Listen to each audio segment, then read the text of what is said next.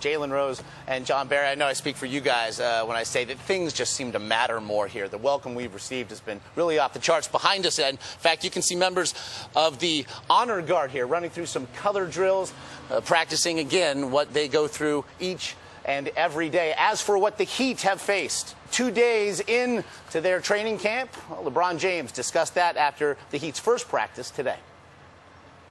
We haven't done anything yet, so we know that. We're not praising ourselves. We still got a lot to learn.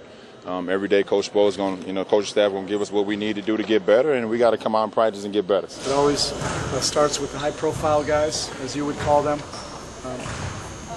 the leaders of the team, and it trickles down from there. But if they see those guys sweating and grinding and really working, quite naturally, that's the human condition. Everybody else falls in line.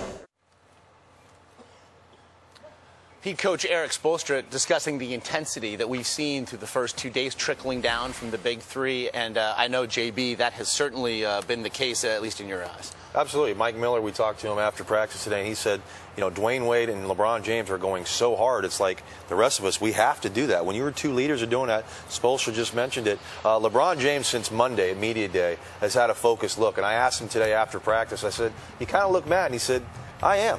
I mean, he's using this motivation. Anybody that said any bad things about him, Dwayne Wade, Chris Bosh, anything with the Miami Heat, he's taken it personal, and he's been nothing but focused and the vocal leader of this Miami Heat team in the first couple days of practice. The union of Wade and LeBron James is going to allow each player to become more of a complete player all across the board, rebounding, getting steals, getting blocks, being more efficient scoring. That's going to allow Chris Bosh to be effective, a guy that averaged 20 and 10 last year. The role players, all you have to do is exactly play to your strength. If you're a shooter, knock down open shots. You're a big, rebound, and run the basketball floor. So a lot of intangible things working in this team's favor. Look for big things, obviously. And I know, guys, we talked to Mike Miller afterwards, and he was discussing last night's scrimmage, really the first full press scrimmage that this team has really had together.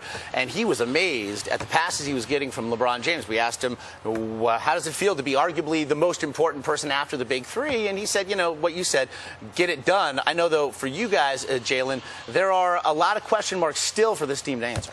The bigs. Who's going to play center and give quality minutes on a nightly basis? You have Zydrunas Ilgauskas. You have Jamal McGlure. You drafted Pittman out of Texas. You need those players to play big in certain situations, especially when you go against elite teams. The Orlando Magic, they have Dwight Howard. The Boston Celtics, Kendrick Perkins, Shaquille O'Neal, Jermaine O'Neal, and Kevin Garnett. You play against the Los Angeles Lakers, Andrew Bynum, Pau Gasol. So that's the key, if they can get quality minutes from that spot. Yeah, and the bottom line is defense. I mean, you talked about the offense last night, but that's the last thing on the Miami Heat's mind. They barely scrimmaged. They didn't even put LeBron and Dwayne Wade together. So the offense is going to take care of itself. It's about defense. They believe they're going to win an NBA championship if they're one of the best defensive teams in the league. They were second in points allowed last year. Now you add a Chris Bosh and a LeBron James, two excellent defenders. With the length, this team has the ability, no question, to be the best defensive team in the league. Jalen, we've talked a lot about the numbers. They will tell you in Adderholt Gym, directly behind us, that they don't care about the numbers. They just want wins. They just want that ring. But when you look at what we might see, especially out of James and Wade, in terms of scoring, I know walking back, the three of us were talking about the last 3 minutes of ball games, that this team may impact the last 3 minutes of an average game unlike any we've ever seen. No doubt about it. Wade will be up over 25 points and be more effective and efficient. LeBron James is going to be doing it all across the board. And every NBA game comes down to the last couple of minutes. And these guys will be able to finish games and get other players involved in certain situations. Very tough to beat when they're slashing, they're attacking, they're knocking down shots, and obviously getting to the free throw line.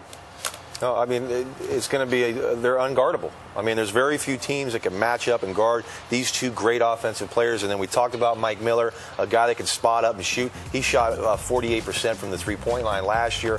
Eddie House can shoot the basketball. So to me, again, it comes down to defense, rebounding, and the center position. If they can shore those things up, which I do believe they can do, this team's going to be awfully, awfully good. I'm starting to really warm up to this Miami Heat team. Nice. We have seen, of course, a couple of days of drills, and you talked about unguardable. Maybe the only guys that can guard this team are these guys themselves. Absolutely. It's funny. There's a sign on the way out of the gym that says, please refrain from dunking or hanging on the rim. I think they're going to suspend that rule for at least the length of this week.